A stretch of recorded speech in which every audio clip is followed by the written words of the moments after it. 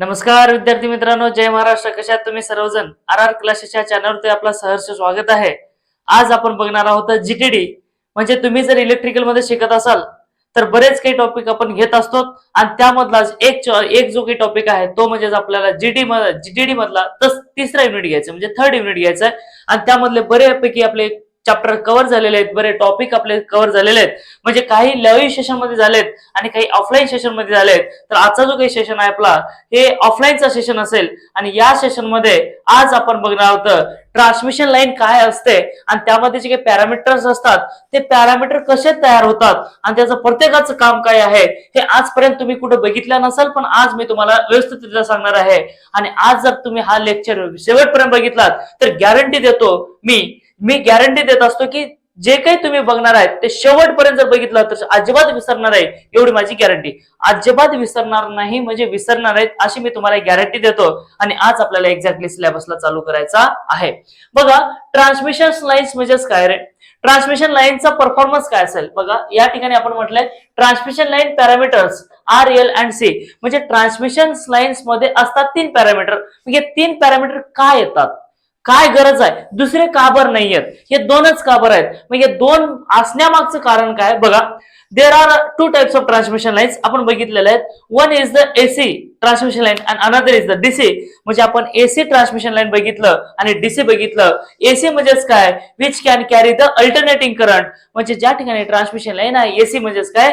ती कॅरी करत असते, म्हणजे ज्यामधून आपण अल्टरनेटिंग करंट फ्लो करत असतो अशा ट्रान्समिशन लाईनला आपण म्हणतो एसी ट्रान्समिशन लाईन. आणि डीसी म्हणजेच काय? Which can carry the direct current. म्हणजे अशा टाइपची ट्रान्समिशन लाईन आहे की ते फक्त आणि फक्त डीसी लाईन त्या ठिकाणी डीसी करंट त्या ठिकाणी काय करत असते?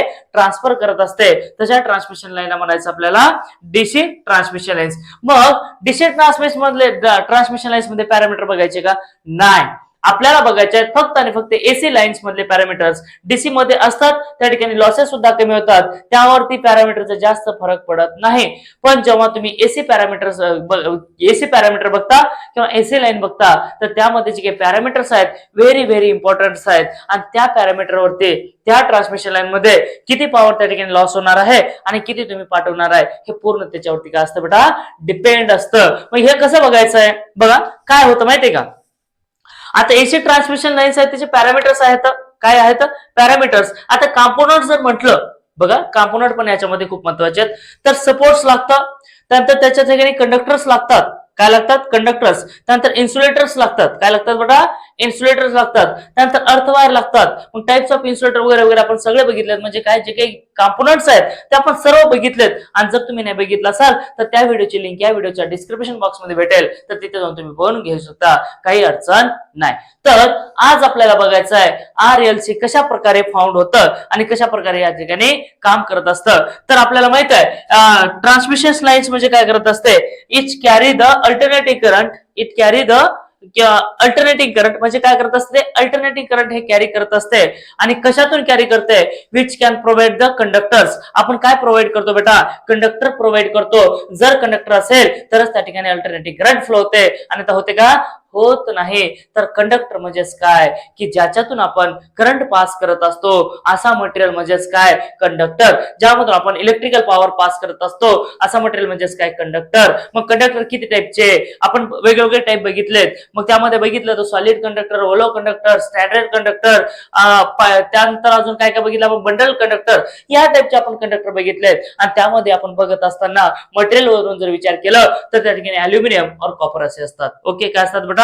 अल्युमिनियम आणि कॉपर. पण या दुनियामध्ये किंवा सध्याच्या स्थितीमध्ये आपण जे काही वापरतो बेटा ते जे काही कंडक्टर्स आहेत ते एसीएसआर कंडक्टर वापरतो.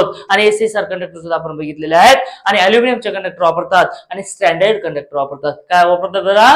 काय वापरतात बेटा? स्टँडर्ड कंडक्टर वापरतात. म्हणजेच काय? एसीएसआर कंडक्टर वापरतात. आता एसीएसआर म्हणजेच काय? All all all conductor. बघा, अल्युमिनियम कंडक्टर स्टील रेनफोर्स हा त्याचं काय आहे बेटा? त्याचं काय आहे? जे काही लॉंग फॉर्म माहिती आहे. मग यामध्ये आपल्याला बघायचं बेटा, काय बघायचं रे आपल्याला? तर यामध्ये सर्वात इम्पॉर्टंट पॉइंट आहे जो काही आहे जे म्हणजेच काय? जे काही कंडक्टर्स वापरतात ते कंडक्टर्स वापरत असताना आपण ट्रान्समिशन लाईन मध्ये कंडक्टर वापरतो. मग ते कंडक्टर म्हणजेच काय? एक तर सिंगल सर्किट. काय वापरतो? बघा, सिंगल सर्किट आणि दुसरा जे काही आहे और डबल सर्किट. बघा दोन टाईपचे सर्किट आहेत. किती आहेत? दोन टाईपचे आहेत. किती टाईपचे बेटा? दोन. सिंगल सर्किट म्हणजेच काय आपण चांगल्या प्रकारे घेतलेलं आहे. जर तुम्ही ते व्हिडिओ बघितला नसेल तर जाऊन बघून घ्या, तुमचे डाऊट क्लिअर होतील. ओके. सिंगल सर्किट आणि डबल सर्किट असे दोन सर्किट आहेत. किती आहेत? दोन सर्किट. मग त्यापैकी सिंगल सर्किट म्हणजे काय? It content 3 conductors. इथे किती कंडक्टर आहेत बेटा? 3 कंडक्टर आहेत. आणि या ठिकाणी किती कंडक्टर आहेत? या ठिकाणी 6 कंडक्टर आहेत. किती आहेत बेटा? 6. या ठिकाणी 3 कंडक्टर आणि या ठिकाणी किती आहेत? 6 कंडक्टर आहेत. मग 6 कंडक्टर म्हणलं तर किती? हे 3 का बरं माहिती का? 3 फेज आहात. किती आहेत? फेज 3. कोणते कोणते? आर, वाय आणि बी असे किती फेज आहेत? 3. आणि या ठिकाणी किती आहेत? 6 कंडक्टर आहेत. आता 6 कंडक्टर म्हणजेच काय? एका सर्किटमध्ये जर 3 कंडक्टर असतील तर दुसऱ्या सर्किटमध्ये 6 कंडक्टर राहणार. आणि का राहणार बेटा? कारण त्या ठिकाणी एका सर्किटमध्ये 3 फेज असतात. डबल सर्किटमध्ये किती? 3 म्हणजे 2. 3 गुणिले 2 म्हणजे किती? 6. म्हणजे असे कंडक्टर झाले. आणि कंडक्टर वापरत असताना आपण वापरत असतो अल्युमिनियम किंवा कॉपर. मग यामध्ये सर्वात पॉप्युलर जे वापरतो आपण स्टँडर्ड. काय वापरतो बेटा? स्टँडर्ड नाहीये तो, काय स्टँडर्ड टाइप कंडक्टर वापरतो. म्हणजेच काय? एसएसआर कंडक्टर वापरतो. काय वापरतो आपण? एसएसआर कंडक्टर वापरतो. मग जे काही एसएसआर कंडक्टर वापरतो बेटा आपण, यामध्ये काय होतं बघा, नेमकं 3 पॅरामीटर येतात. आता 3 म्हणजेच काय? ऑलरेडी ते रेजिस्टन्स असते. बघा लक्ष द्या इकडे. ऑलरेडी रेजिस्टन्स असते. रेजिस्टन्स हा एसी मध्येही असतो आणि डीसी मध्ये असतो. याला काही चॅलेंज नाही, कारण रेजिस्टन्स आहे. कारण त्या ठिकाणी आयडियल जर कंडक्टर असेल तर रेजिस्टन्स नसेल. आणि प्रॅक्टिकल कंडक्टर म्हणजे काही ना काही त्या ठिकाणी रेजिस्टिव्हिटी असते. प्रत्येक मटेरियलची काही ना काही काय असते? रेजिस्टिव्हिटी असते. म्हणून त्या ठिकाणी रेजिस्टन्स हा एसी मध्येही प्रेझेंट असतो आणि डीसी मध्येही प्रेझेंट असतो. पण आपल्याला बघायचं एसी. आपल्याला काय बघायचं? एसी. तर एसी मध्ये आहेच काय बेटा? एसी मध्ये तर रेजिस्टन्स आहे. त्याच्या व्यतिरिक्त दुसरे 2 पॅरामीटर येतात, एल आणि सी. काय होतं बघा? दुसरे 2 पॅरामीटर येतात. कोणते कोणते? L and C. पण एल आणि सी का बरं होतं बघा? लक्ष द्या इकडं. काय होतं? आता ही करंट चाललेली आहे आपली. काय आहे?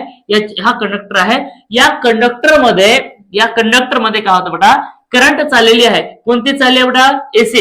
अशी करंट चालली. मग ते करंट असं उगत जाते का? कारण इट्स नेचर ऑफ अल्टरनेटिंग. या करंटचं नेचर कसं आहे बेटा? अल्टरनेटिंग आहे. म्हणजे its direction changes at every moment, at every instant. बघा ज्या करंटची डायरेक्शन आहे प्रत्येक मोमेंटला किंवा प्रत्येक एव्हरी इन्स्टंट किंवा त्याला ऍट एव्हरी इन्स्टंट मी म्हणू शकता. प्रत्येक वेळेस त्या करंटची डायरेक्शन ही बदलत असते, कारण अल्टरनेटिंग इन नेचर मध्ये आहे. प्रत्येक इन्स्टंटला त्या ठिकाणी करंटची डायरेक्शन बदलत असते. जेव्हा डायरेक्शन बदलत असते तेव्हा यामधून जर करंट जात असेल तर याच्या अवतीभोवती मॅग्नेटिक फील्ड तयार होते बेटा. काय होतं रे? When alternating current are passing in the conductor, then alternating flux are produced around the conductor. याचा अर्थ काय होतो बघा? जेव्हा याच्यातून अल्टरनेटिंग करंट तुम्ही पास कराल, जेव्हा मी याच्यातून आय पास केलं, तेव्हा याच्या अवतीभोवती मॅग्नेटिक फील्ड तयार झाली बेटा. काय झालं रे? काय झालं?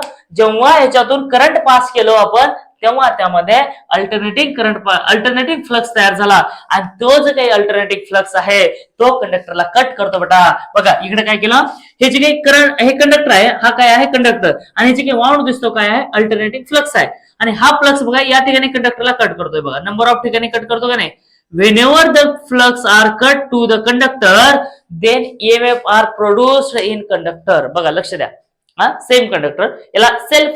याला काय म्हणतात? Self inductance. यालाच काय म्हणतात बेटा? Self inductance. सेल्फ म्हणजे काय? स्वतःचा विचार करणारा. कसा बेटा? स्वतःचा विचार करणारा. म्हणजे काय? स्वतः करंट पास केला म्हणजेच काय? एकाच कंडक्टर मधून करंट पास केलं. लक्ष द्या इकडं. खूप खूप इम्पॉर्टंट आहे आणि मजेदार असा कन्सेप्ट आहे. लक्ष द्या इकडं. एकदम चांगला कन्सेप्ट आहे बेटा. यामध्ये काही निश्चित राहा तुम्ही. सगळी गॅरंटी माझी तुम्हाला समजून यायची. काय आहे बघा? एकाच कंडक्टर मधून करंट पास केलं, त्या करंटच्या त्याच कंडक्टरच्या अवतीभोवती मॅग्नेटिक फील्ड तयार झाली. म्हणजे काय झालं? स्वतः करंट पास केला, स्वतः मॅग्नेटिक फील्ड तयार केली. मग त्यानंतर ती मॅग्नेटिक फील्ड स्वतः कट केलं. आणि स्वतः कट केल्याच्या नंतर काय? स्वतः कट केलं आणि स्वतः कट केल्याच्या नंतर स्वतःमध्ये ईएमएफ तयार झाला. म्हणजे याचा अर्थ काय? जे बी आहे ते मीच आहे. जे बी आहे मीच आहे. म्हणजे सेल्फिश. जेबी आहे माझ्यामुळे आहे, जेबी आहे मीच आहे, म्हणजे मी पुन्हा येईन म्हणल्यासारखं काम. काय मी पुन्हा येईन म्हणजे काय, असायला तर आपले फडणवीस भाऊ सीएम आहेत, पण सीएम त्यांना वारंवार राहावं वाटतं, म्हणजे सगळे काम त्यांनाच करावं वाटतं. तशामध्येच या ठिकाणी सुद्धा सेम तसा कन्सेप्ट आहे. तसा कन्सेप्ट म्हणजे काय, सेम कंडक्टर करंट फ्लो करतो, तोच कंडक्टर मॅग्नेटिक फ्लक्स प्रोड्यूस केला, तोच कंडक्टर मॅग्नेटिक फ्लक्स कट केला आणि तोच कंडक्टर ईएमएफ त्या ठिकाणी इंड्यूस झालेला आहे. आणि अकॉर्डिंग टू लेंजेस लॉ, मी का म्हणतोय याच्यावरतीच काय आहे तर पॅरामीटर्स हे डिपेंड्स आहे ना, यावरतीच लक्ष द्या. अकॉर्डिंग टू लेंजेस लॉ, मग या ठिकाणी जो काही ईएमएफ तयार झाला तो काय होता, N D phi by DT. हे सांगितलं कोण, D phi by DT, D phi by DT हे सांगितलं फॅराडेने. हे कोणी सांगितलं बेटा, फॅराडेने सांगितलं. पण लेंजेस लॉ काय म्हटलं बघा, N equal to N D phi by D टीच आहे. हे बरोबर आहे, हे लेंजेस लॉने सांगितलं. काय सांगितलं माहितीये का, फॅराडेने सांगितलं की एखाद्या कंडक्टर मधून जर तुम्ही करंट पास केला किंवा नाही, एखाद्या मॅग्नेटिक फील्ड मध्ये जर तुम्ही करंट, एखाद्या मॅग्नेटिक फील्ड मध्ये तुम्ही जर कंडक्टर फिरवला तर त्याच्यामध्ये ईएमएफ इंड्यूस होतो.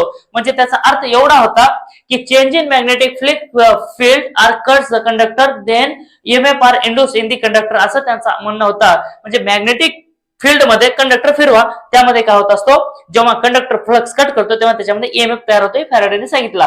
पण लेंजेस भाऊन काय म्हणलं, लेंजेस भाऊ आला का, आला नाही. का म्हणलं, अरे तू सांगतोयस ते बरोबर आहे. काय म्हटलं फॅराडेला, तू सांगतोयस ते बरोबर आहे, पण याच्यामध्ये एक असा गडामड होतं का नाही, ते तुला माहिती नाही. मग ते म्हणते मला माहित नाही, असं होऊ शकत नाही. त्याने म्हणलं मी सांगतो. म्हटलं काय, पळत पळाला लेंज भाऊ आहे, मायनस डाल के चला गया. म्हणजे याचा अर्थ काय, लेंजेस लॉने काय सांगितलं माहितीये का, मायनस. का सांगितलं रे मायनस, जो काही ईएमएफ तयार झालेला आहे या कंडक्टर मध्ये ते मेन ईएमएफ ला, मेन व्होल्टेजला अपोज करतो. काय करतो बेटा, अपोज. म्हणजे जर समजा व्होल्टेज इकडे जात असेल तर तयार झालेला व्होल्टेज इकडे जाईल. म्हणजेच काय झाला, त्या ठिकाणी व्होल्टेज हे अपोज झाला. काय झालं बेटा, व्होल्टेज. आणि करंटलाही अपोज झाला. काय झालं बेटा, करंटला सुद्धा अपोज झाला. यामुळे काय झालं, 3 पॅरामीटर आले. मग काय झालं, या ठिकाणी इंडक्टर आला आणि कॅपॅसिटर सुद्धा आला. काय आला बेटा, इंडक्टर आणि कॅपॅसिटर. मग इंडक्टरचं काम काय आहे, चेंज इन करंटला अपोज करणे, आणि कॅपॅसिटरचं काम काय आहे, चेंज इन व्होल्टेजला अपोज करणे. चेंज इन करंटला, सडन चेंज इन करंटला अपोज करणे याला म्हणायचं इंडक्टर, आणि सडन चेंज इन व्होल्टेजला अपोज करणे याला म्हणायचं कॅपॅसिटर. ह्याच्यातून व्होल्टेजही जातोय, करंटही जातोय, म्हणजे कॅपॅसिटर तर आलाच. हा पहिला पॉइंट झाला कॅपॅसिटरचा. अजून दुसरे सुद्धा पॉइंट्स आहेत कॅपॅसिटरचे. मग यासाठी तुम्ही शेवटपर्यंत राहा. दुसरे जे काही 2-3 पॉइंट येतं ते सुद्धा मी सांगणार आहे. पहिला तुम्हाला समजलं कॅपॅसिटर कसा तयार झाला, कारण व्होल्टेजला अपोज करणारा फक्त एकच असतो, त्याचं नाव आहे कॅपॅसिटर. व्होल्टेजला अपोज करणाऱ्याचं नाव आहे कॅपॅसिटर, आणि ते कॅपॅसिटर या ठिकाणी तयार झालेला आहे. अजून दुसरे 2-3 पद्धती आहेत कॅपॅसिटर कसे तयार होतात, ते जर तुम्हाला बघायचं असेल तर शेवटपर्यंत राहा, मग तुम्हाला ते सुद्धा समजेल. आणि जर चॅनलला नवीन असाल तर सबस्क्राईब करून घ्या, जेणेकरून चांगले चांगले नवीन नवीन व्हिडिओ तुमच्यापर्यंत पोहोचतील, इम्पॉर्टंट क्वेश्चन भेटतील. आणि एमएसबीटी मध्ये जर तुम्ही शिकत असाल तर असे काही सब्जेक्ट आहेत मी जे की प्रत्येक वेळेस मी 2-3 सब्जेक्टचे इम्पॉर्टंट देत असतो, आणि ते इम्पॉर्टंट क्वेश्चन एक्झाम मध्ये येतात आणि तुम्हाला आउट ऑफ मार्क पडण्याची सुद्धा संधी भेटते. आणि ती संधी कधी भेटणार, जेव्हा तुम्ही आपल्या चॅनलला लाईक कराल, शेअर कराल, सबस्क्राईब कराल, तेव्हा तुमच्यापर्यंत व्हिडिओ पोहोचतील. याची तुम्ही दक्षता घ्यायचं आहे. ओके, चला तर मग आता बघू आपण रेजिस्टन्स. हे 3 पॅरामीटर आहेत. रेजिस्टन्स काय आहे काय नाही आता मी तुम्हाला सांगतो. कोणाकोणावरती डिपेंड असतं काय आहे, सगळी गोष्टी तुम्हाला मी सांगतो. याबद्दल तुम्ही निश्चित राहायचंय. इथपर्यंत कोणाला काही डाऊट आहे का, इथपर्यंत सेल्फ इंड्युस्ड ईएमएफ कसा आला काय नाही, ओके, काही डाऊट आहे का, इथपर्यंत काही डाऊट नसायला पाहिजे. चला तर आता घेऊ रेजिस्टन्स. आता पहिला जो काही कॉम्पोनंट्स आहे, पहिला जो काही तुमचा पॅरामीटर आहे तो काय आहे, रेजिस्टन्स. काय आहे बेटा, resistance. Resistance, okay. Resistance it indicated by R. बघा रेजिस्टन्स काय केलं आपण, इंडिकेट केलं कशाने, आर ने. इन कंडक्टर रेजिस्टन्स हा ऑलरेडी प्रेझेंट. त्यामध्ये काय असतो बेटा, रेजिस्टन्स हा ऑलरेडी प्रेझेंट असतो due to the resistivity. Due to the resistivity, कारण जर कंडक्टर असेल तर त्या ठिकाणी रेजिस्टिव्हिटी असते. रेजिस्टिव्हिटी वरती डिपेंड असतो बेटा ते रेजिस्टन्स. मग रेजिस्टन्सचं काम काय माहितीये का, इट अपोज. बघा याचं लिहून घ्या, इट अपोज. फक्त मी शॉर्ट मध्ये द्यायला, हे शॉर्ट्स नोट्स आहेत, शॉर्ट्स बट स्वीट. ओके, बघा इट्स अपोजेस. बघा it's opposes, it opposes to flow of electric current. बघा लक्ष द्या इकडं. काय करतो रे तो, हे अपोज केलं जात असतं इलेक्ट्रिक करंटला. म्हणजे जेव्हा कंडक्टर मधून करंट कॅरी होत असते तर त्याला तो काय करत असतो बेटा, अपोज करत असतो. त्याचं नाव आहे रेजिस्टन्स. मग आपल्या जीवनामध्ये सुद्धा भरपूर काही अपोज करणारे असतात, त्याला म्हणायचं अडथळे. म्हणजे आपल्या जीवनात अडथळे घालणारे भरपूर असतात. म्हणजे अडथळे म्हणजेच काय, आपल्याला पुढे जाऊ देत नाहीत. त्या टाईपच कोण आहे बेटा, रेजिस्टन्स आहे. करंटला पुढे जाऊ देत नाही, अपोज करतो. आणि जर अपोज केला तर आपला लॉस होतो. मग तसाच रेजिस्टन्स या ठिकाणी लॉस सुद्धा करतात. जसे आपल्या जीवनामध्ये आपल्याला अपोज करायला गेले तर आपल्या टाइमचा बर्बाद होतो, आपलाही त्या ठिकाणी नुकसान होत असतो. मग आपला नुकसान आपण भरून काढण्यासाठी आपण काय करतो बेटा, काय करतो, काहीतरी मेहनत करतो त्या टाइप मध्येच. आता नेक्स्ट घेऊ आपण, इट्स मेजर्ड इन होम. बघा या ठिकाणी इट्स मेजर्ड, सगळं लिहून टाकायचं, काही गरज नाही लिहायचं सगळं. क्वेश्चन हे एक्झाम मध्ये विचारलं तर लिहून टाकायचं, विचारतो ना. मेजर्ड इन ओहम, कशामध्ये रे, ओहम मध्ये मेजर करतं. त्यानंतर नेक्स्ट जर विचार करायचा, इट्स फॉर्म्युला जर म्हटलं R equal to rho L by A. अरे बापरे, मत रो मेरे दिल चुप हो जा. हे गाणं ऐकलंय का रे तुम्ही, मत रो मेरे दिल. 90चं गाणं, एवढं भारी, मला आवडायचं गाणं. चला आता हे काय बेटा, रो आहे. काय आहे, रो आहे. म्हणजे थोडक्यात या ठिकाणी रो जो काही आहे तो इट्स रेजिस्टिव्हिटी. काय आहे बेटा, इट्स रेजिस्टिव्हिटी ऑफ कंडक्टर. मग यामध्ये मी लिहितो, तुम्हाला लक्ष देऊ द्या. वेर मध्ये जर म्हणायला गेलं तर rho equal to resistivity. It's depends on material. हे कोणावरती डिपेंड आहे, मटेरियल वरती डिपेंड्स आहे. मग कॉम्पिटेटिव्ह एक्झामला तुम्ही जाता आणि त्यावेळेस म्हणतं रेजिस्टिव्हिटी काय बेटा म्हटलं तर आपल्याला रेजिस्टिव्हिटी म्हणताय तर रेजिस्टन्स माहित असेल. तर काय म्हणताय त्यांना, रेजिस्टिव्हिटी कोणावरती डिपेंड्स आहे, कोणावरती डिपेंड आहे. तर या ठिकाणी resistivity R depends on totally material. कशावरती डिपेंड आहे तो, मटेरियल वरती. जर अल्युमिनियम असेल तर त्याची रेजिस्टिव्हिटी थोडीशी जास्त, कॉपर असेल तर त्याच्यापेक्षा थोडीशी कमी असेल. म्हणजे प्रत्येक मटेरियलची रेजिस्टिव्हिटी ही डिपेंड्स मटेरियल वरती असतं. आणि त्यानंतर ह्याला जे काही मेजर केलं जात असतं ओहम मीटर मध्ये केलं जात असतं. कशामध्ये, ओहम मीटर मध्ये. किंवा तुम्हाला फॉर्म्युला विचारलं जात असतं, what is the unit of resistivity. मग तुम्हाला यायला पाहिजे ना बेटा, काय आहे, ओहम मीटर. आणि त्यानंतर बघा नेक्स्ट सांगतो मी तुम्हाला. रो झाला, त्यानंतर एल म्हणजेच काय, लेंथ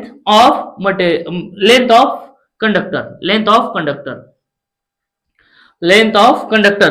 म्हणजे ते जे काही लेंथ आहे त्याला कंडक्टर म्हणायचं. आणि हे मीटर मध्ये मेजर केलं जात असतात. आणि एरिया म्हणजे नेक्स्ट आहे काय बघा, एरिया आहे. एरिया म्हणजेच काय, ए म्हणजेच काय, क्रॉस सेक्शनल एरिया. लक्ष द्या आता इकडं. Resistance are totally depends on the resistivity of the material. बघा काय म्हणतोय मी, resistance are depends on the resistivity of the material. म्हणजे मटेरियल वरती डिपेंड आहे की तिथला रेजिस्टन्स किती असायला पाहिजे. जर तुम्ही त्या ठिकाणी कॉपर वापरलं तर रेजिस्टन्स कमी असेल. त्याच्यापेक्षा थोडंसं जास्त रेजिस्टन्स कधी असतो, जेव्हा तुम्ही अल्युमिनियम वापरला. अजून त्याच्यापेक्षा जास्त जर रेजिस्टन्स असेल तर त्या ठिकाणी काय असतो रे बेटा, तुम्ही स्टीलचा वापरला किंवा मेटलचा वापरला किंवा आयर्नचा वापरला, जीआयचा वापरला कंडक्टर, तेव्हा रेजिस्टिव्हिटी जास्त असते का नाही. ओके, म्हणून कोणावरती, resistance are depends on resistivity. म्हणजे resistance are depends on this parameter. म्हणजे पूर्ण रेजिस्टन्स कोणावरती डिपेंड्स आहे, या पॅरामीटर वरती डिपेंड आहे. रेजिस्टिव्ह वरती, लेंथ वरती आणि एरिया वरती. मग थोडक्यात जर रेजिस्टिव्हिटी इन्क्रीज झाली, लक्ष दे इकडं बेटा, खूप चांगलं शिकवायला, असं तुम्हाला शिकवत नाहीत कोणी. मी चांगलं शिकवायला, तुम्ही फक्त लक्ष द्यायचं बेटा इकडं. एकदम कन्सेप्ट क्लिअर आहे, एकदम कन्सेप्ट क्लिअर. फक्त तुम्हाला काय राहायचंय, शेवटपर्यंत त्याच्यावरती ऍक्टिव्ह राहायचंय. यासोबत तुम्ही निश्चित राहा. ओके, मी काय म्हणत होतं, whenever we increase the resistivity of the material. जेव्हा तुम्ही रेजिस्टिव्हिटी ऑफ द मटेरियल तुम्ही इन्क्रीज केलात तेव्हा रेजिस्टन्स इन्क्रीज होतो, कारण डायरेक्ट आहे. म्हणजे थोडक्यात resistance and resistivity are directly proportional. Whenever we increase the resistivity of the material, then resistance also increase. जर तुम्ही रेजिस्टिव्हिटी कमी केलं तर रेजिस्टन्स सुद्धा कमी झाला. म्हणजे डायरेक्ट ह्याच्या खाली काही नाही म्हणजे एक, आणि ह्याच्या खाली नाही म्हणजे एक. म्हणजे वरचा डायरेक्ट काम आहे, डायरेक्ट काम म्हणजे डायरेक्टली प्रोपोर्शनल आहे. त्यासोबत resistance are directly proportional to L. बघा, लेंथ ऑफ द कंडक्टर. लक्ष द्या इकडे, लक्ष द्या, खूप इम्पॉर्टंट आहे. काय म्हणतो बघा, जर लेंथ ऑफ द कंडक्टर जर लांब झाला, म्हणजे कंडक्टरचा लेंथ जर वाढला तर रेजिस्टन्स सुद्धा वाढतो आणि कंडक्टरचा लेंथ कमी झाला तर रेजिस्टन्स सुद्धा कमी होतो, कारण वर आहेत बघा, वर आहेत. आमने सामने आहेत. आमने सामने म्हणजेच काय, इकडचं वाढलं की इकडचं वाढतो, इकडचं खाली झालं की इकडचं सुद्धा खाली येतो. याला म्हणायचा प्रोपोर्शनॅलिटी. याला काय म्हणायचं बेटा, प्रोपोर्शनॅलिटी. म्हणजे दोघांमध्ये प्रोपोर्शनॅलिटी आहे. त्यासोबतच नेक्स्ट विचार केला, resistance is inversely proportional to cross section of the area. आता इथं इनव्हर्सली प्रोपोर्शनल, इथं काय बेटा इनव्हर्सली, म्हणजे जे काही डिवाइड मध्ये असतो त्याला आपण इनव्हर्स म्हणतो, म्हणून याला म्हणायचं inversely proportional. Whenever we increase the area of the conductor the resistance also decrease. लक्ष द्या इकडं, क्रॉस सेक्शनल एरिया म्हणजे काय, कंडक्टर किती जाड आहे, जास्त जाड असेल म्हणजे क्रॉस सेक्शनल जास्त वाढला, एरिया वाढला. जास्त जाड झाला म्हणजे इथलं एरिया झाला का, हे बघा असं नाही रे, हे असं थोडं असं बघा, हे जाडा आहे, काय जाडा आहे म्हणजे हे जाडा जमा एरिया, हे टोटल जे काही सर्कल होतं त्याचा एरिया वाढला. आता बघा हे असं बारीक आहे, जेव्हा बारीक असेल तेव्हा इथला एरिया कमी झाला, म्हणजे क्रॉस सेक्शनल एरिया जर वाढला तर त्या ठिकाणी रेजिस्टन्स कमी होतो, आणि जेव्हा क्रॉस सेक्शनल एरिया त्या ठिकाणी कमी होतो तेव्हा रेजिस्टन्स वाढतो. It is the inversely proportionality. It is the inversely proportionality. हे का आलं रे, कशामुळे आलं, कारण it's opposes to the flow of alternating current in the conductor. हे रेजिस्टन्सचं काम आहे. जेव्हा कंडक्टर मधून करंट फ्लो होतो तेव्हा त्या ठिकाणी अडवण्याचं काम करत असतं, आणि टोटली जे पॅरामीटर्स आहेत एवढे पॅरामीटर्स आहेत. म्हणजे रेजिस्टन्स प्रत्येक कंडक्टर मध्ये असतो, ते एसी असेल किंवा डीसी असेल, सगळ्यामध्ये हेच रेजिस्टन्सचं कामच आहे, त्याला अडवणे. कोणाला, करंटला अडवा, नल्ला की अडवा पाडायचं, काय म्हणतात ते, जो कोणी लल्ला त्याला काय तर म्हणतात, ते आडवा आला त्याला नल्ला काहीतरी आहे ना, नल्ला ते आडवा काहीतरी आहे, ते असेल काहीतरी. त्या टाइप मध्ये हे जे काही रेजिस्टन्स आहे हे काय करत असतं, प्रत्येक कंडक्टर मध्ये ते एसी असेल डीसी असेल ते सोडत नाही, आणि त्याचं काम आहे करंटला अपोज करायचं. इथपर्यंत कोणाला काही डाऊट आहे का? आणि काय होतं माहिती का, due to the resistance some power losses are there. जेव्हा त्या ठिकाणी रेजिस्टन्स होतो तेव्हा तिथे पॉवर लॉसेस होतात, आणि पॉवर लॉसेस का होतात, कशावरती डिपेंड आहे बघा. या ठिकाणी power loss P equal to I square R. काय आहे बेटा, I स्क्वेअर R. कारण पॉवर लॉस हा totally depends on current and resistance. मग तिथला जेवढा जास्त रेजिस्टन्स असेल तेवढा जास्त पॉवर त्या ठिकाणी लॉस होणार आहे, आणि जेवढा कमी त्या ठिकाणी रेजिस्टन्स असेल तेवढा पॉवर त्या ठिकाणी कमी लॉस होणार आहे. ओके, म्हणजे due to the resistance there voltage drop are increase. त्या ठिकाणी रेजिस्टन्स असल्यामुळे व्होल्टेज ड्रॉप हा वाढत असतो. म्हणजे व्होल्टेज ड्रॉप वाढला म्हणजे थोडक्यात व्होल्टेज कमी झाला, आणि व्होल्टेज कमी झाला म्हणजे त्या ठिकाणी पॉवर लॉस झाला. काय झाला बेटा, पॉवर. आणि पॉवरला जर दुसरं जर म्हटलं P equal to V square by R असं सुद्धा आहे, कारण या ठिकाणी ते पॉवर लॉस होत असतो, आणि पॉवर लॉस जर झाला तर कामाचं आहे का रे, नाही ना. आपण सगळं जे काही करतोय ते पॉवर साठी करतोय, कारण आपली ताकद कमी झाला म्हणजे आपल्याला चांगलं का वाईट, वाईटच आहे ना. मग तसं जर इलेक्ट्रिकलची पॉवर त्या ठिकाणी कमी झाली तर किती वाईट आहे. हे झालं तुमचं काय रेजिस्टन्स. ओके, कुठं तर लिहून घ्यायचं, मस्त पैकी नोट्सबुक मध्ये लिहून घ्यायचं. एवढं, त्यानंतर तुम्हाला कोणी सांगणार नाही. तुमच्या कॉलेजमध्ये सुद्धा कुठला जे काही प्रोफेसर आहेत ते अजिबात सांगत नाही, माझी गॅरंटी आहे, कारण मी सुद्धा प्रोफेसर आहे, पण मी सांगत असतो आमच्या विद्यार्थ्यांना. ओके, पण काय करावं, माझं सब्जेक्ट नाही ना, हा सब्जेक्ट दुसऱ्यांचा आहे, म्हणजे दुसरे सर शिकवतात, त्यासाठी मी काही ह्याला सांगत नाही. ओके, जे आहे ते मी अशा टाइप मध्ये शिकवतो. चालतंय, इथपर्यंत काही डाऊट, म्हणजे रेजिस्टन्स आपला खतम झाला. आणि दुसरा पॉइंट आहे बघा, इम्पॉर्टंट पॉइंट, तो म्हणजे काय, इंडक्टन्स. या ठिकाणी काय, एल म्हणजेच काय, इंडक्टन्स. हे लक्षात द्या इकडं, इंडक्टन्स, आणि ह्याला इंडिकेट करायचं एल ने. कशाने, एल. बघा, इंडक्टर म्हणजेच काय, इट्स बघा, इट्स चेंज इन, आता इथं काय काम होतं, it's changes in sudden change in current. बघा, इंडक्टरचं काम काय आहे, हे सडन चेंज इन करंटला काय करत असतो, अपोज. आणि त्यानंतर इट स्टोर द एनर्जी, काय करत असतो, एनर्जीला स्टोअर करतो. पण कुठल्या एनर्जीला, मॅग्नेटिक एनर्जीला. कुठल्या, म्हणजे एनर्जी स्टोअर करतो, पण कोणाच्या फॉर्म मध्ये करतो, it store energy but in form of magnetic flux. कशाच्या, किंवा मॅग्नेटिक फील्ड. म्हणजे या ठिकाणी इंडक्टर्स काय काम करत असतो, मॅग्नेटिक फील्ड मध्ये एनर्जी स्टोअर करतो. किंवा मॅग्नेटिक फ्लक्सच्या फॉर्म मध्ये एनर्जी स्टोअर करतो. मॅग्नेटिक फ्लक्स कुठून आले ट्रान्समिशन लाईन मध्ये? कारण आपण आताच बघितलं सेल्फ इंडक्टन्स, त्या ठिकाणी काय होतं? सेल्फ ईएमएफ होता का नाही? सेल्फ इंडक्टन्स आता बघितलं. म्हणजे कंडक्टर मधून जेव्हा करंट अल्टरनेटिंग फ्लो होते तेव्हा अल्टरनेटिंग नेचरचा फ्लक्स तयार होतो आणि त्या फ्लक्स मुळे त्यामध्ये काय होत असतं? जे काही सेल्फ ईएमएफ आहे तो इंड्यूस होतो आणि तो सेल्फ ईएमएफ काय करत असतो? मेन व्होल्टेजला अपोज करण्याचं काम करत असतं. आणि जेव्हा मेन व्होल्टेजला अपोज केलं तेव्हा मेन व्होल्टेज मध्ये ड्रॉप होत असतो. हे कोणाचं काम आहे? इंडक्टरचं. हा, खतरनाक आहे भाऊ. मग हे कोणी सांगितलंय? हे कोण सांगितलं? हे सांगितलंय हेनरीने. कोणी सांगितलं बेटा? हेनरीने. कारण हेनरी माणूस हा खतरनाक होता. कसा होता बेटा? खतरनाक होता. म्हणून त्याला म्हणायचं काय? हेनरट. त्याला काय म्हणायचं? हेनरट. आता याचं बघा थोडीशी मोठी डेफिनेशन आहे, ते तुम्ही लिहून घ्या. मी तुम्हाला सांगतो, माझ्या भाषेमध्ये सांगतो, मी तुमच्या भाषेमध्ये लिहून घ्या. काही अडचण? इथपर्यंत कोणाला काही डाऊट आहे का रे? मला सांगा बरं.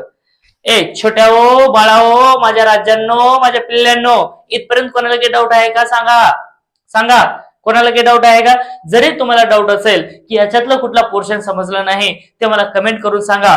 तर त्यावरती अजून मी चांगल्या माझ्या टीचिंग मध्ये अजून चांगली मी मेहनत करत जाईल. आणि माझं कामच आहे टीचिंग मध्ये मेहनत करणं आणि माझं काम आहे तुमच्यापर्यंत पोहोचणं. तुमचं काम आहे ते बघणं. आणि जर कोणाला काही डाऊट असेल तर 100% कमेंट करून सांगा. खरं माझी टीचिंग आवडली असेल तरी सांगा, नाही तर सर तुम्ही एकदम बकवास शिकवताय असं तरी म्हटलं तरी काही अडचण नाही. ओके, म्हणजे तुमचे डाऊट्स माझ्यापर्यंत पोहोचले तर मला समजेल की तुम्हाला काय करायचंय आणि तुम्हाला काय पाहिजे ते मी बघेल. आणि जर तुमचे डाऊट माझ्यापर्यंत येत नसतील तर मला काय सांगायचं काय नाही तुम्हाला कळणार आहे का?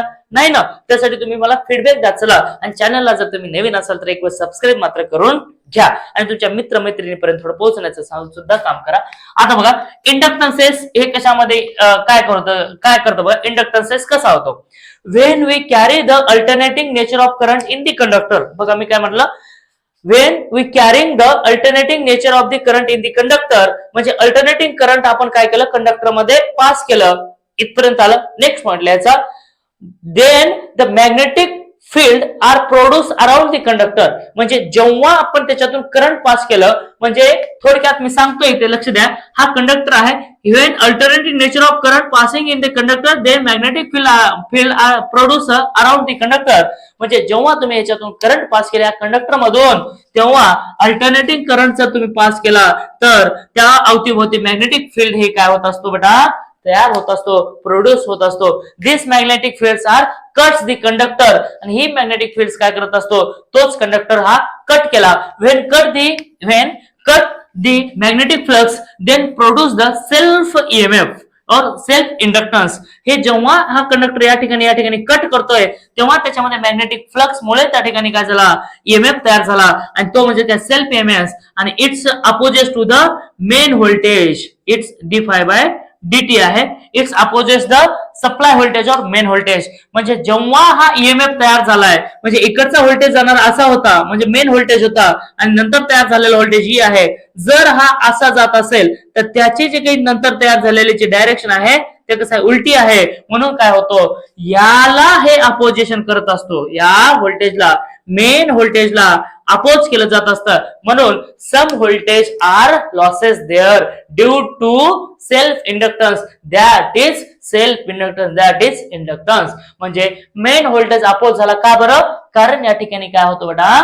जे काही नंतर आलेला व्होल्टेज आहे तो मेन व्होल्टेजला अपोज केलं. आजकालच्या दुनियामध्ये हेच चाललंय भाऊ. माय बापाला लेकरं कसे करतात? अपोज करतात की नाही? म्हणजे अगोदर बाप होता पण नंतर लेकरू जन्मला आणि ते लेकरू माझ्यासारखं तुमच्यासारखं मोठं झाला आणि जेव्हा मोठं झालं तेव्हा बापाला लाथा घातला. म्हणजे अपोज केलं की नाही रे बापाला?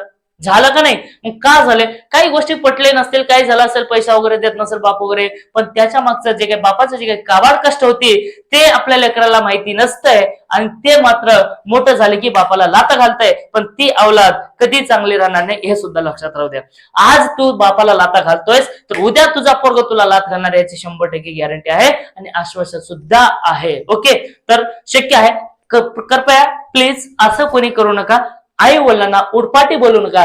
जर तुम्हाला आई वडिलांचा राग आला असेल तर शांतपणे मध्ये बसून जा किंवा घराच्या बाहेर निघून जा. थोडा वेळाच्या नंतर मध्ये या. पण प्लीज रिक्वेस्ट आहे, आई वडिलांना असं कोणी बोलू नका. ओके, चालतंय, इथपर्यंत काही डाऊट आहे का? म्हणजे या ठिकाणी काय झालं, सेल्फ इंडक्टन्स तयार झाला. मग सेल्फ इंडक्टन्स तयार झाला त्यामुळे व्होल्टेज त्या ठिकाणी काय झाला बेटा, अपोज झाला. मग त्या व्होल्टेजमुळे एक येतो, व्होल्टेजला अपोज झाला. काय झालं, व्होल्टेजला अपोज झाला.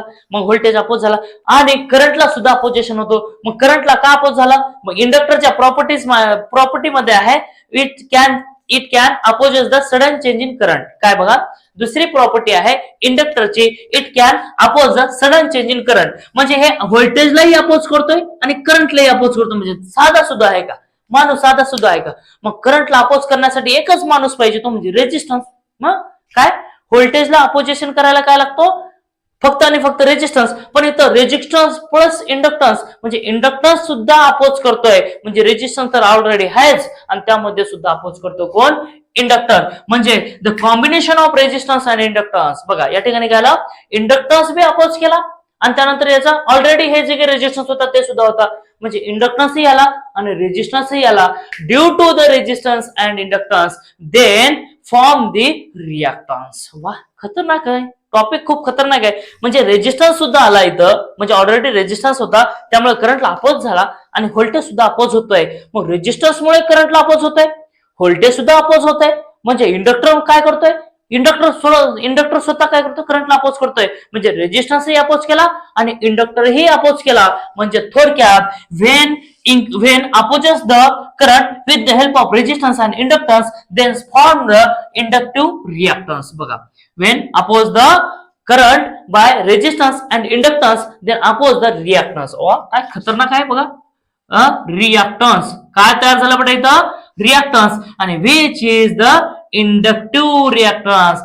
आता कसलं खतरनाक आहे, एक नंबर आहे का नाही, लॉजिक समजतो का नाही, समजायला पाहिजे. बघा, अरे एवढं टॉपिक आहे नाही, रियालिटी सांगतो. आपल्या कॉलेजमध्ये जे काही प्रोफेसर्स आहेत 10 मिनिटांमध्ये जिकडे तिकडे करतात. आपण एक तास घेतो, पण कसं जे काही शिकवतोय ते आपल्या पोरांच्या टाळक्यात जाऊन बसायला पाहिजे. असं खट्टमन आणि पोरगा असं खट्टमन उत्तर द्यायला पाहिजे. आणि असं वाटतं की जेव्हा मी शिकवत असतो तेव्हा आमचे विद्यार्थी सर मला येते असं म्हणतात. आणि मला आता कोणी नाहीये, कॅमेरालाच माझे विद्यार्थी आहेत असं मला गृहीत धरून शिकावं लागतं आणि मजा येते. मग तुम्ही चांगल्या प्रकारे बघा काय आहे इंडक्टिव्ह रिएक्टन्स. कशामुळे तयार झाला, the combination of inductance and resistance. मग इंडक्टिव्ह रिएक्टन्स.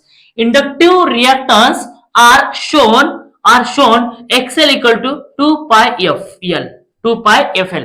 अब्बा असं आहे काय, म्हणजे Excel equal to 2 pi FL. म्हणजे इंडक्टन्स आर म्हणजे reactance are totally depends on inductor और फ्रिक्वेन्सी. कशावरती आहे, इंडक्टर वरती आणि फ्रिक्वेन्सीने. Whenever we increase the frequency then inductive reactance also increase. कारण हे दोघं सोबत आहेत. जर इंडक्टन्सची फ्रिक्वेन्सी त्या करंट त्या सप्लायची फ्रिक्वेन्सी जर वाढली तर इंडक्टिव्ह रिएक्टन्स वाढतो आणि जर सप्लायची फ्रिक्वेन्सी कमी झाली तर इंडक्टिव्ह रिएक्टन्स कमी होतो. म्हणजे इट्स प्रोपोर्शनॅलिटी. कशा आहेत, प्रोपोर्शनॅलिटी आहेत. दोघं कशा आहेत, प्रोपोर्शनॅलिटी आहेत. आणि इंडक्टर तर इंडक्टर जर वाढला तर त्याने रिएक्टन्स वाढतो आणि कमी होतो. मग यामुळे सुद्धा पॉवर लॉसेस होतात आणि अपोज जे काही होतो. मग या ठिकाणी आपल्याला सांगता येईल, जर इथला करंट जर काढायचा म्हटला यामधला इंडक्टर मधला, I इक्वल टू V/XL हे तुमचा फॉर्म्युला आहे. I equal to V/XL. हे इंडक्टर झालं का. आणि inductor are measured in henry. Inductor कशामध्ये मेजर करतात रे, हेनरी भाऊने सांगितलं. हेनरी म्हणजेच काय, H. हेनरी हा H आहे, कारण हेनरी भाऊने सांगितलंय म्हणून त्या ठिकाणी आपण हेनरी मध्ये घेतो. इथपर्यंत काही डाऊट आहे का रे बाळांनो, माझ्या राजांनो, माझ्या पिल्ल्यांनो, माझ्या बाबांनो, इथपर्यंत तुम्हाला काही डाऊट आहे का सांगा. डाऊट असेल तर सांगा. आपलं काम खूप खतरनाक आहे. म्हणजे विद्यार्थ्यांना समजेल पर्यंत आपलं सांगणं काम आहे आणि आपण ते करणारच. आणि ते तुम्हाला जोपर्यंत समजत नाही तोपर्यंत मी सांगतो. आणि जर तुम्हाला बोर होत असेल परत तर थोडंसं काय करायचं, 2-3 टॅप मारायचं, पुढे जायचं, बघायचं. काही अडचण नाही. पण चॅनलला जर नवीन असेल तर सबस्क्राईब करायचं विसरू नका. मी बार सांगतो, विसरू नका. चला नेक्स्ट बघायचं बेटा आपल्याला. नेक्स्ट बघायचं आहे कॅपॅसिटन्स. नेक्स्ट काय बघायचं आहे आपल्याला, कॅपॅसिटन्स. वा, कॅपॅसिटन्स हे सीने दाखवतात. कशाने दाखवतात रे, थोडं माझं कसं आहे अक्षर थोडंसं खराब आहे तर तुम्ही कसं तरी समजून घ्या. कुठं काही डाऊट असेल तर थोडं समजून घ्या, म्हणजे मला बरं वाटेल. मग कॅपॅसिटन्स हे सीने इंडिकेट केलं. कशाने, सीने इंडिकेट केलं, मग कॅपॅसिटन्स हा सीने इंडिकेट करतोय. मग capacitance are indicated by C and measured in farad. मग हे कशामध्ये मेजर केलं भाऊ? फॅरड मध्ये मेजर केलं. मग काय होतं माहितीये का या ठिकाणी? व्होल्टेजला तर अपोज झाला, त्यामुळे त्या ठिकाणी कॅपॅसिटन्स तयार झाला आपण सांगितलं. कारण कॅपॅसिटरची प्रॉपर्टी आहे it oppose the sudden change in voltage. कॅपॅसिटरची प्रॉपर्टी काय बेटा? It's opposes the sudden change in voltage. म्हणजे कॅपॅसिटर काय करत असतो? सडन चेंज इन व्होल्टेजला अपोज करतो. इंडक्टर कोणाला अपोज करतो? सडन चेंज इन करंटला अपोज करतो. रेजिस्टन्स कोणाला करतो? चेंज बी हो न बी हो कसंही हो त्याला अपोज करतो. म्हणजे काय? करंटला अपोज करतो, त्याचं नाव रेजिस्टन्स. सडन चेंज इन करंटला अपोज करतो, त्याचं नाव इंडक्टन्स. आणि सडन चेंज इन व्होल्टेजला अपोज करतो, त्याचं नाव कॅपॅसिटन्स. इथपर्यंत आलं का रे? इथपर्यंत काही डाऊट आहे का? इथपर्यंत डाऊट नसायला पाहिजे. ओके, लक्ष द्या. आता नेक्स्ट बघा, कॅपॅसिटन्स तर आला. हे कॅपॅसिटरचे दोन टाईप आहेत. कॅपॅसिटरचे 2-3 टाईप आहेत. म्हणजेच काय? Parallel plate. बघा कॅपॅसिटरचे असा सिम्बॉल आहे का रे? बघा असा सिम्बॉल आहे. It is a conducting plate. हे कसे आहेत? Conducting plate. And this two are the lead for connections. आणि हे दोन काय आहेत? कनेक्शन साठी लीड आहेत, म्हणजे वायर काढलेले आहेत असे. म्हणजे when two parallel conducting plates and in two plates are current carrying किंवा असं म्हणू current carrying conductor between air gap म्हणू किंवा असं सांगू when two conductors are placed near about and placed in the gap which can insulating material are placed. म्हणजे समजा असं म्हणता येईल आपल्याला की दोन पॅरलल प्लेट आहेत आणि यामध्ये तुम्ही एअरचा इन्सुलेटर ठेवा किंवा मायका पेपर ठेवा, काही ठेवा, पण ह्याला जेव्हा तुम्ही दोन प्लेटला सेपरेट करता किंवा असं म्हणू शकता when two conducting plates are separate with the help of insulating medium then capacitor are formed. असं सुद्धा तुम्ही सांगू शकता, या ठिकाणी सुद्धा सांगू शकता. when two conducting plates are separate with the help of insulating material then capacitor are formed. असं सुद्धा म्हणू शकता. म्हणजे दोन कंडक्टिंग प्लेट आहेत, त्याला सेपरेट करायचं इन्सुलेटिंग मीडियमने. इन्सुलेटिंग मीडियम म्हणजे काय?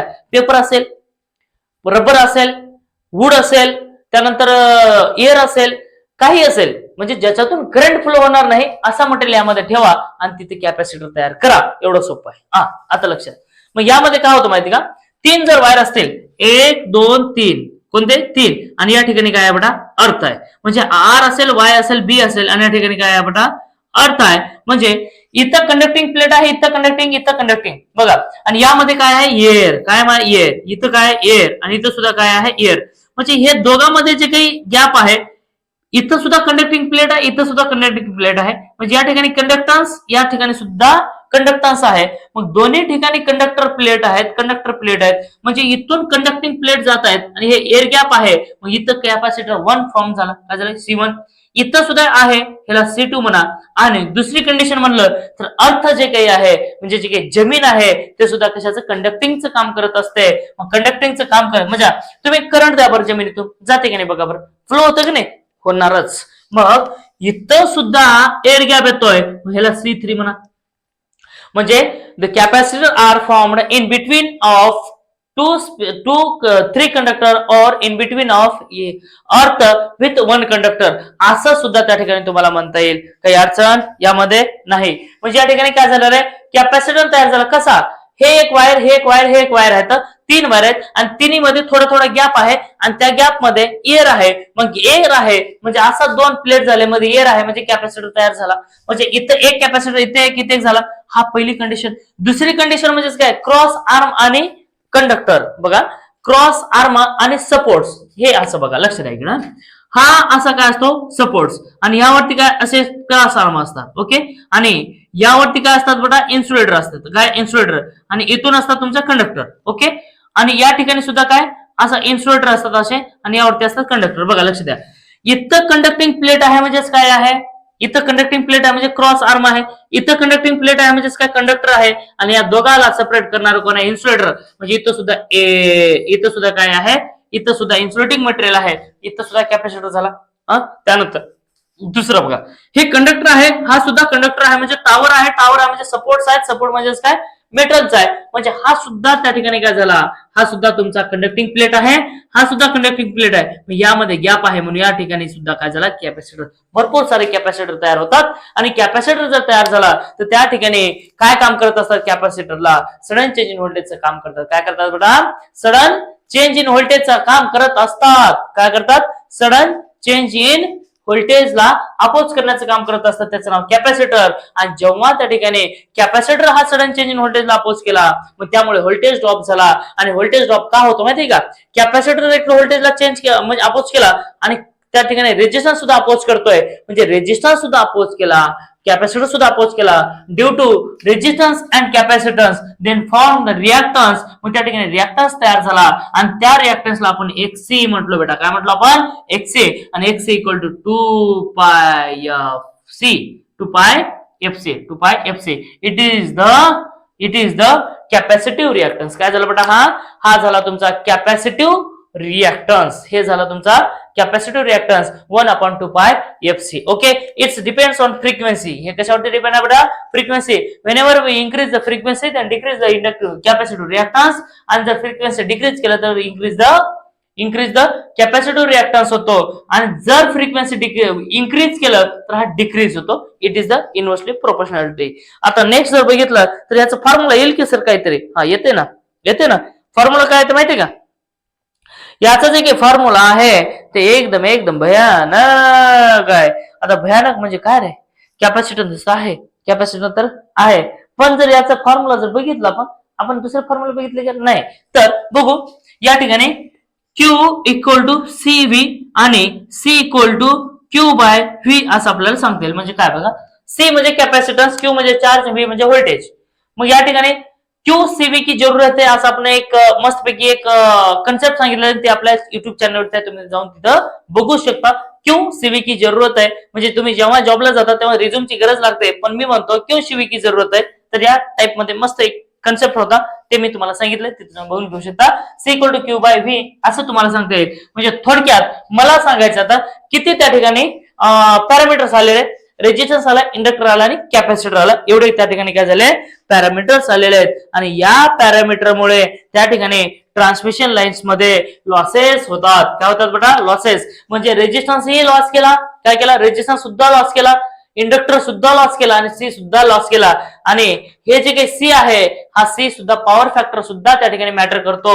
L सुद्धा पॉवर फॅक्टर हा मॅटर करतो, कारण L चा पॉवर फॅक्टर लॅगिंग असतो आणि कॅपॅसिटरचा पॉवर फॅक्टर हा लीडिंग असतो. तर अशा प्रकारे ट्रान्समिशन लाईनचे कुठलाही जरी पॅरामीटर आला तर लक्षात असू द्या बेटा, काय रेजिस्टन्सचा जो काही पॉवर फॅक्टर युनिटी आहे, इंडक्टन्सचा पॉवर फॅक्टर हा लॅगिंग आहे आणि कॅपॅसिटरचा पॉवर फॅक्टर हा लीडिंग आहे. जेवढं पॉवर फॅक्टर चांगला असेल तेवढा चांगला, म्हणजे नियर अबाउट युनिटी असेल तर खूप चांगलं झालं, म्हणजे 0.98 जर असेल तर अतिउत्तम झाला. पण आपला जो काही पॉवर फॅक्टर आहे तो 0.67 टू 0.8 पर्यंत असतो, तरी आपण त्या ठिकाणी कसं तरी भागवतो. तर इथपर्यंत मला समजला का सांगा? आता बघा, रेजिस्टन्स म्हणजेच काय? त्या ठिकाणी रेजिस्टन्स हा मटेरियल मध्ये असतो आणि त्या मटेरियल हे टोटली रेजिस्टिव्हिटी डिपेंड असतं. आणि रेजिस्टिव्हिटी जर आली तर रेजिस्टन्स असतो, रेजिस्टन्स आल्यामुळे करंटला अपोज करतो म्हणून त्या ठिकाणी रेजिस्टन्स आला.